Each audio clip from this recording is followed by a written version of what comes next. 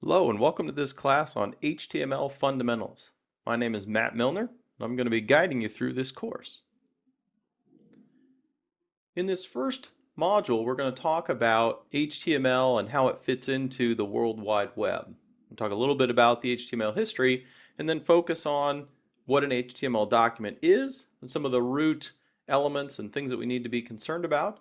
And finally, we'll talk a little bit about HTML and browsers and how these two interact. As we look at a little bit of history for HTML, we know, of course, that the internet was created by Al Gore. Now, I'm joking, of course. Al Gore was a big supporter of the internet and gave a lot of support to different elements that helped it along. It's an off misquoted statement, a little bit of humor to get us started here.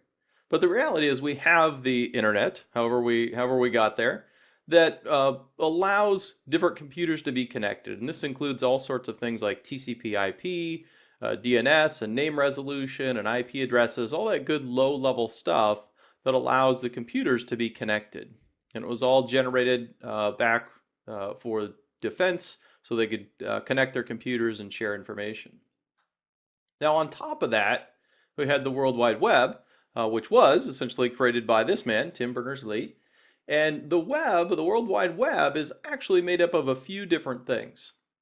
One, of course, is our focus here, is HTML. And HTML is the language that we use to create documents that we want to share across the World Wide Web, or more appropriately, across the internet. We want to share these documents using this underlying network topology. Another piece of that is the notion of a universal resource identifier or a universal resource locator, the URI or URL. You can see here down by our document we have an address for a particular HTML document. That's a big piece of the web, is being able to go out and use an address to get a particular document that we're interested in.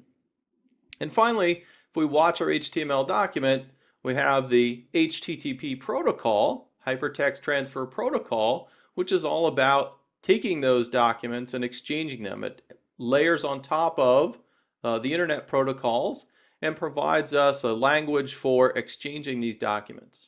So HTML, Hypertext Markup Language, HTTP, the Hypertext Transfer Protocol. Now, Pluralsight has excellent courses already on TCP/IP. We've got courses on HTTP, so if you want to find out more about those lower level protocols, you can do that. In this course, we're going to focus on HTML, or the language that we use to create these documents we share over the internet.